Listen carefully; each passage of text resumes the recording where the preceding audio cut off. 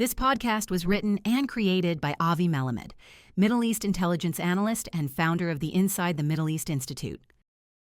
Imagine looking at a satellite image of a high-security military base. You see the guard towers, the heavy concrete walls, and right there, purposefully built directly inside that perimeter, is a girls' elementary school.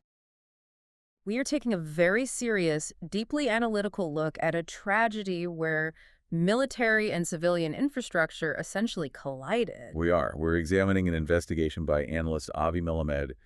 He methodically breaks down the strike on the Good Tree School. Which was just a devastating event. Absolutely. It occurred during the opening salvos of Operation Epic Fury.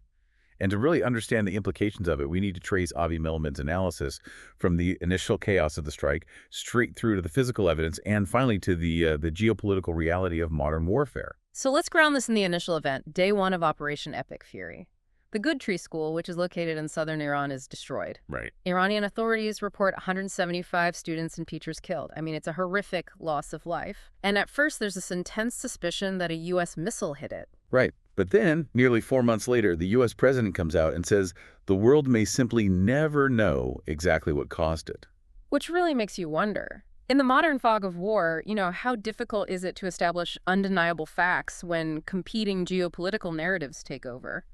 Yeah, and that kind of official ambiguity is exactly what Avi Melamed dissects first, because official statements naturally create a dense fog. Oh, what? But instead of getting lost in the political back and forth, Avi Melamed pivots our attention to concrete physical evidence. Specifically, he points us to a highly detailed investigation published by Al Jazeera in March 2026. Right, and that Al Jazeera report fundamentally changed the conversation because it concluded a missile actually did strike the school. Exactly, definitively ruling out the theory that it was just falling interceptor debris. But the analysis zeroes in on something even more crucial from that report, the physical geography. Yes. If you look at the 2013 satellite photos Avi Melamed references, you can literally see the Good Tree School sitting physically adjacent to the Sayyid al-Shuhada military compound. That's a facility run by the Islamic Revolutionary Guard Corps, right? Correct. And at that time, the entire complex, including the school, was enclosed by guard towers. By September 2016, a wall was constructed to separate the school's access. But geographically, it remained right up against the military installation, which is alarming on its own. It is. But the report reveals something else that is honestly jarring. The investigation uncovered that a medical clinic and a second girls' school were operating directly inside the military compound itself. I mean, think about that. It's like discovering a local community medical center deliberately operating inside the wire of a high-security military base. Yeah. It completely shatters the official narrative and drastically alters the civilian risk profile for that entire area. Because finding a clinic and a school inside a military base forces a much darker question about intent. And this is where Avi Melamed moves to the next phase of his structural analysis. Right. He directly questions the Iranian regime's intent based on this spatial reality. Oh. Why place a school and a medical clinic in such immediate proximity to a known military target? Like, were these civilian facilities deliberately positioned there to act as human shields, providing a layer of protection against attacks? And Avi Melamed uses this specific incident to highlight a much broader systemic issue. He outlines how Hezbollah in Lebanon and Hamas in the Gaza Strip routinely embed military assets within residential neighborhoods, hospitals, and schools. Deliberately turning civilian buildings into military armor. Yes.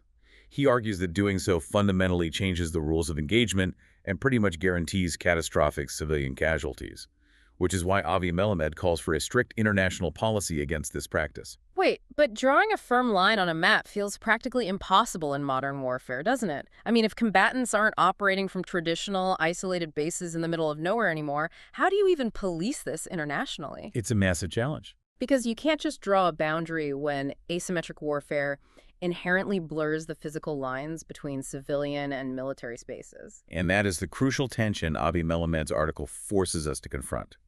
The laws of armed conflict demand a clear distinction between combatants and civilians. But the reality on the ground, how structural planning and military strategy actually intersect, is completely entangled. Which makes international enforcement incredibly difficult. Precisely. And that structural entanglement is really the core takeaway here.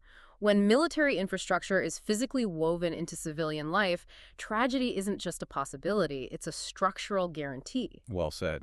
Which leaves you with a final thought to mull over. We've been talking about historical satellite imagery, but today, open source satellite technology makes the proximity of civilian and military targets undeniably transparent to the entire world. Right. Anyone could just pull up the map. Exactly. If that public visibility completely strips away the secrecy of where these military assets are embedded, how might that force military actors to completely rethink their logistical planning in future conflicts? Because when the fog of war lifts enough to show everyone exactly where the targets are, the world can no longer look away.